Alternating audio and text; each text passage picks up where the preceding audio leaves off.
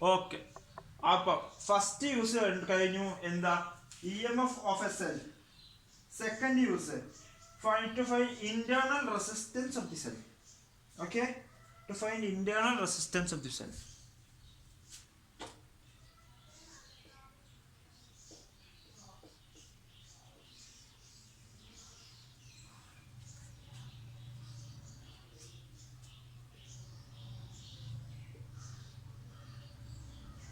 മനസ്സിലായല്ലോ? Same polarity.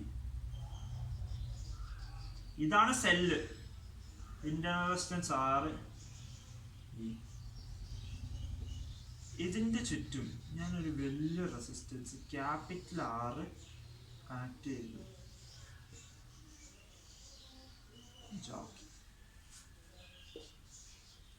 Internal resistance of the cell കണ്ടുപിടിക്കുന്ന സിറ്റുവേഷനിൽ ഞാനൊരു വലിയ റെസിസ്റ്റൻസ് ക്യാപിറ്റൽ 6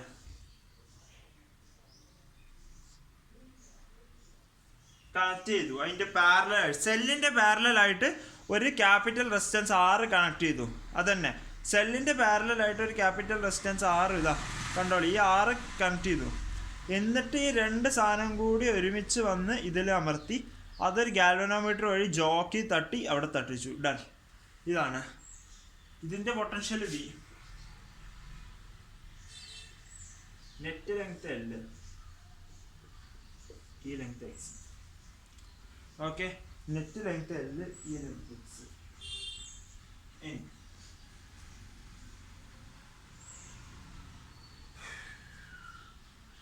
ഈ കീനെ ഞാൻ K എന്ന് വിളിച്ചു. If K is open, K open ആയി, ഈ സർക്യൂട്ടിൽ ഒരു കറണ്ടും വരില്ല ഒരിക്കലും. അപ്പം then null point, അതായത് zero deflection is at C. K open ആണെങ്കിൽ, K ഓപ്പൺ ആണ്, അത് ഇത് ഞാൻ അങ്ങനെ അമർത്തുന്നതിന് ഒരു തുറന്നു ഇട്ടാൽ നൾ പോയിന്റ് സിയിലാണ് കിട്ടുക. സി നൾ പോയിന്റ് സി പറഞ്ഞ ആ പോർഷൻ സിയിലാണ് നൾ പോയിന്റ് ഉണ്ടാവുക. അപ്പം എന്താ പൊട്ടൻഷ്യൽ ഗ്രേഡിയന്റ് വരിക? പൊട്ടൻഷ്യൽ ഗ്രേഡിയന്റ് V/L തന്നെയാണ് ഇപ്പോൾ. അപ്പൊ ഈ ഈക്വൽ ടു നമുക്ക് V/L into X എന്ന് പറയാം.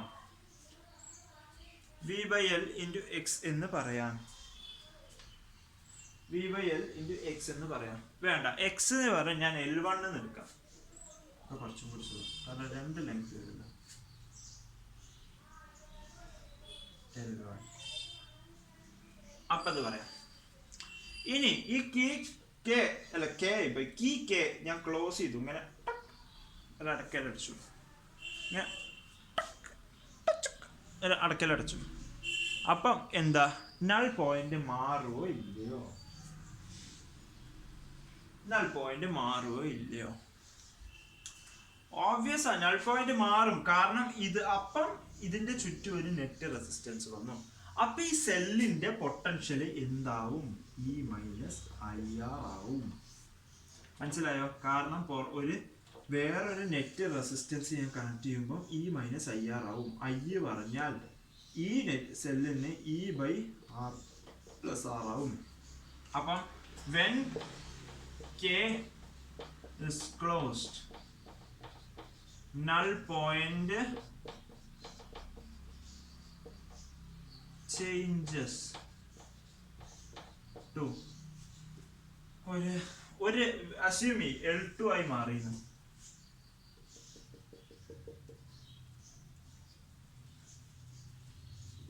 L2 ആയി മാറിയെന്ന് assume. നൾ പോയിന്റ് L2 ആയി മാറിയെന്ന് assume. ഓക്കെ, നൾ പോയിന്റ് വലുതല്ലല്ലോ, റെസിസ്റ്റൻസ് കൂടുമ്പോൾ പൊട്ടൻഷ്യൽ ഡിഫറൻസ് കൂടുമ്പോൾ കുറയല്ലേ? Sorry, my mistake.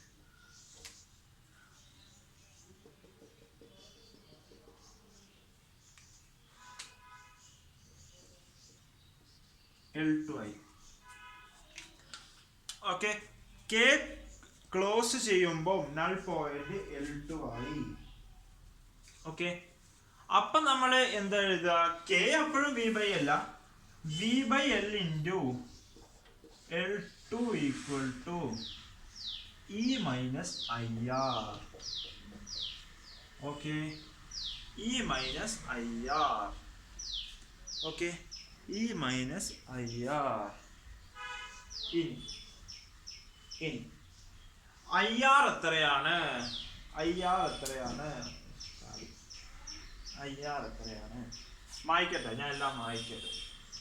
ഇതെല്ലാം നിങ്ങൾ നോട്ട് ചെയ്ത് വെച്ചോളൂ. ഇത് അങ്ങനെ തന്നെ സ്കൂളല്ല, ഏത് നിങ്ങൾക്ക് മനസ്സിലാവും. ലാബിൽ വരെ നിങ്ങൾ ഇങ്ങനെ ചെയ്താൽ മതി.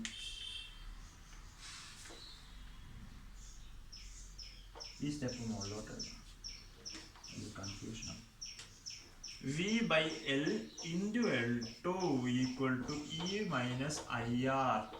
ഐ എന്താ? E by R plus R. E minus E by R plus R.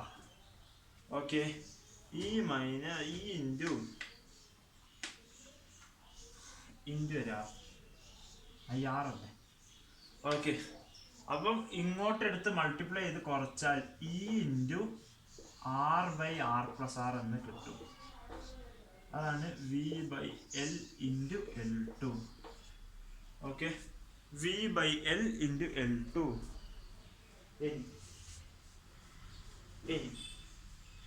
ഈ നമുക്ക് എന്താ പറയാ? ഇ ഇനീഷ്യലി ഈ നമ്മൾ കണ്ടുപിടിച്ചു. എന്ത്? V by L into L1 ആണ് ഈ നമ്മൾ തുടക്കം കണ്ടുപിടിച്ചു. Into R by R plus R. V by L cancel അല്ല, cancel. L2 by L1 equal to R by R plus R. Okay, R by R plus R. ഇനി ഇത് അങ്ങോട്ട് എടുക്കുക ഇങ്ങോട്ട് എടുക്കുക കഴിഞ്ഞാൽ R by R equal to L1 by L2 minus 1.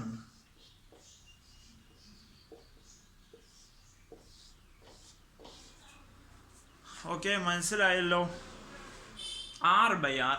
ഇനി ഇത് അങ്ങോട്ട് ക്രോസ് മൾട്ടിപ്ലൈ ചെയ്യുക, ഇത് ഇങ്ങോട്ട് ക്രോസ് മൾട്ടിപ്ലൈ ചെയ്യുക, അങ്ങനെ ആക്കി R by R equal to L1 by L2 minus 1. അതായത് L1 minus L2 by L2 എന്ന് പറയാം. ഓക്കെ, നിങ്ങൾ ഈ ഫോർമുല മറന്നാലും നിങ്ങളൊരു കാര്യം ആലോചിച്ച് നോക്ക്. വലുതെന്ന് ചെറുത് ഡിവൈഡ് ചെയ്താലാണ് 1-നെക്കാട്ടും കൂടുതലാവുക. ഓക്കെ, അല്ലെങ്കിൽ നെഗറ്റീവ് ആവും. റെസിസ്റ്റൻസ് ഒരിക്കലും നെഗറ്റീവ് ആവില്ല.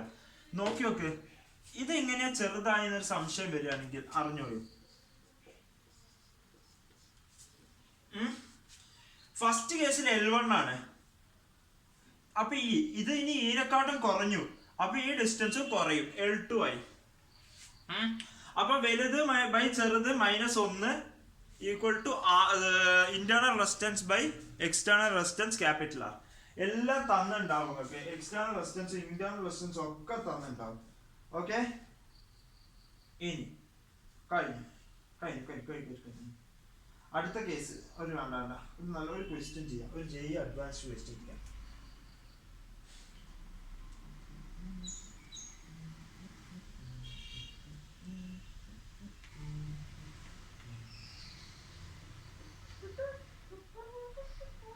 ഒരു JEE അഡ്വാൻസ്ഡ് ക്വസ്റ്റ്യൻ ചെയ്യാം. ഡൺ. എക്സ് കണ്ടുപിടിക്കാനാണ് ക്വസ്റ്റ്യൻ. മനസ്സിലായി? ഒരു ബാറ്ററി, ഒരു ഇന്റേണൽ റെസിസ്റ്റൻസ് 4 വോൾട്ട്, ഇത് 6 ഓം, ഈ വയറിന്റെ റെസിസ്റ്റൻസ്, പിന്നെ ഒരു 2 സെല്ല്. ഒരു സെല്ലിന് 2 ഓം ഉണ്ട് ഇന്റേണൽ റെസിസ്റ്റൻസ്, മറ്റേ സെല്ലിന് 6 വോൾട്ടും 2 ഓം ആണ്. ഓക്കെ, ഇങ്ങനെ ഒരു സെറ്റപ്പ് വരുമ്പോൾ നമ്മൾ ആദ്യം കണ്ടുപിടിക്കുന്നത് എന്താ? K equal to V dash by L. V dash equal to V minus IR. I equal to 40 by R plus R. 4 plus 6 10. 4. Okay, equal to 40 minus 4 into 4 16. 40 minus 16 24. 40 minus 16 24 volt ആണ് answer വരിക. Okay, എന്ത് V dash വരിക. ഇനി K കണ്ടുപിടിക്കുകയാണെങ്കിൽ K equal to 24/10 equal to 2.4 volt per metre. K കിട്ടി. ഇനി 2 സെല്ലാണ് ഇവിടെ, 2 സെല്ലാണ് അവിടെ, 2 സെല്ലാണ്. അപ്പൊ ഇതിന്റെ നെറ്റ് ഇ എം എഫ് ഒന്ന് കണ്ടുപിടിക്കണം. നമുക്ക് നെറ്റ് ഇ എം എഫ് കണ്ടുപിടിക്കണമെങ്കിൽ, നെറ്റ് പൊട്ടൻഷ്യൽ ഡിഫറൻസ് കണ്ടുപിടിക്കണമെങ്കിൽ ഇങ്ങനൊരു സെല്ല്, അതിനെ മാത്രം ഞാൻ ഈ ചുറ്റുള്ള കണക്ഷൻ മാറ്റി അതിനെ മാത്രം ഞാൻ അങ്ങോട്ട് മാറ്റി വരയ്ക്കാം.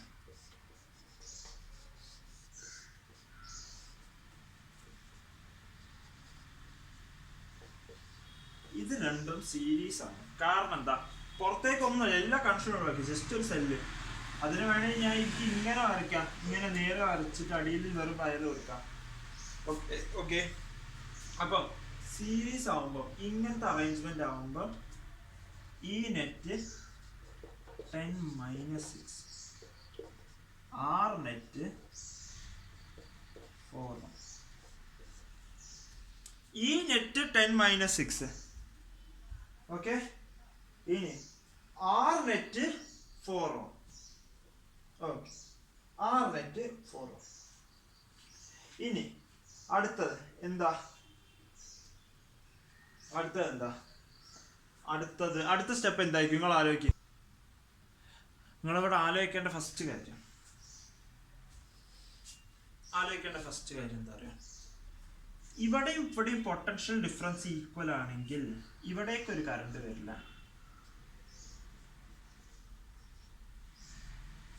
അതാണല്ലോ പ്രിൻസിപ്പിള്. അപ്പം ഇവിടെ ഈ സർക്യൂട്ടിൽ എങ്ങനെ കറണ്ട് ഉണ്ടാവും, ഈ 6 വോൾട്ട് ഇങ്ങനെ ചുറ്റി ഇതിലോട്ട് കറണ്ട് കൊടുക്കും. ആ കറണ്ട് എത്രയാ നോക്കുമ്പോൾ E/R 4/4 ഈക്വൽ ടു 1 ആംപിയർ. അതായത് ഒരു I1 current, 1 ampere I1 current ഇങ്ങനെ സർക്കുലേറ്റ് ചെയ്തുകൊണ്ടിരിക്കുന്നത്. അതാണ് കണ്ടുപിടിച്ചു. ഇനി സിമ്പിൾ അല്ലേ. ഇനി ഇതാണ് നമ്മുടെ സർക്യൂട്ട്. കാരണം തുടക്കം വരുന്ന എന്തായിരുന്നു, ഇതിന്റെ പൊട്ടൻഷ്യൽ ഡിഫറൻസ് ആണ് നോക്കണ്ടത്. എന്താ ചെയ്യേണ്ട അടുത്ത സ്റ്റെപ്പ്, ഇതൊക്കെ മായ്ക്കാൻ കേട്ടോ. അങ്ങനെ കെ അറിയാൻ 2.4 ആണ്. അടുത്ത സ്റ്റെപ്പ് എന്താ, E dash equal to 10-1 × 2 equal to 8 volt. ഇനി അടുത്ത സിമ്പിളാ, കെ 2.4 ആണ് നമുക്കറിയാം. 2.4 × x equal to 8, x equal to 8/2.4. Answer എത്ര വരുന്നത്, 3.3, 3.3 മീറ്റേഴ്സ്. 3.3 മീറ്ററിലാണ് എക്സ് വരിക. മനസ്സിലായി വിചാരിക്കുന്നു. ജെഇ അഡ്വാൻസ് സെഷനാ, ഈ ലെവലൊന്നും ചോദിക്കൂല, എന്നാലും ജസ്റ്റ് ഞാൻ അറിയാൻ വേണ്ടി പറഞ്ഞതാണ്. ഇനി കഴിഞ്ഞു, പൊട്ടൻഷ്യോമീറ്റർ കഴിഞ്ഞു. ഇനി മീറ്റർ ബ്രിഡ്ജ്, സോറി പൊട്ടൻഷ്യോമീറ്റർ കഴിഞ്ഞില്ലല്ലോ, കമ്പയർ ദ ഇ എം എഫും കൂടി പറയാനില്ലേ. അത് സിമ്പിൾ ആണ്.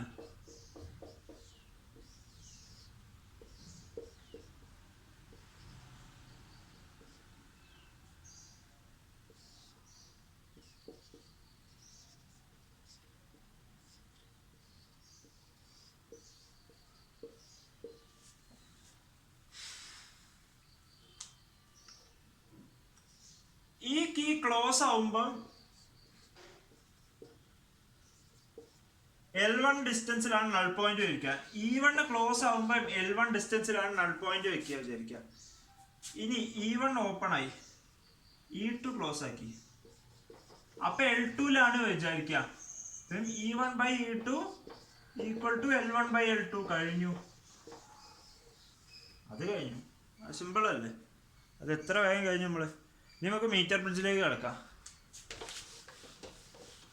മീറ്റർ ബ്രിഡ്ജ് ഭയങ്കര സിമ്പിളാണ്. വലിയ ഹെവി ക്വസ്റ്റ്യൻ ഒന്നും നീറ്റിൽ ചോദിക്കൂല്ല.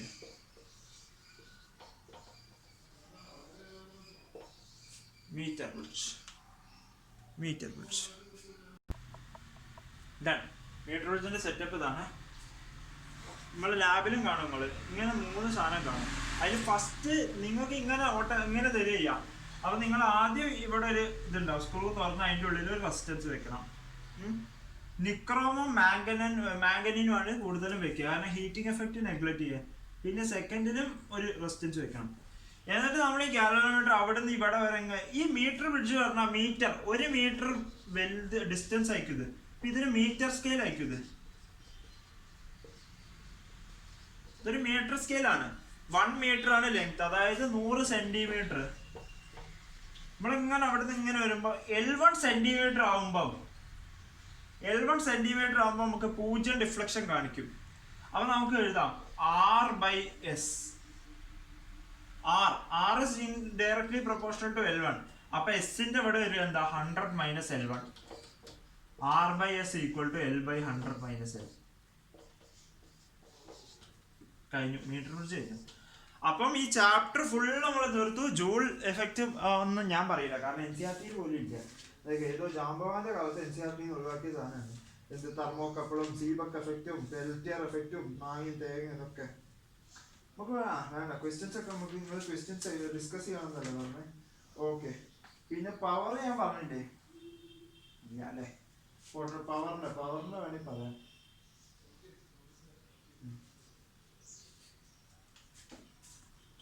പവർ വേണമെങ്കിൽ പറയാം. പവർ വെക്കാൻ. Okay, power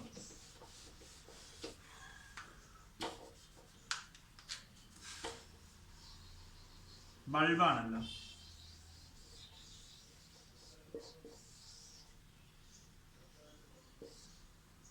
P1 P2 2 bulb എങ്ങനെ വെച്ചു വിചാരിക്കുക. 2 ബൾബ് ഞാൻ സീരീസ് ആയിട്ട് വെച്ചു വിചാരിക്കുക. ഇനി ഇതിന്റെ എഫക്റ്റീവ് പവർ എത്രയാണെന്നാണ് ക്വസ്റ്റ്യൻ.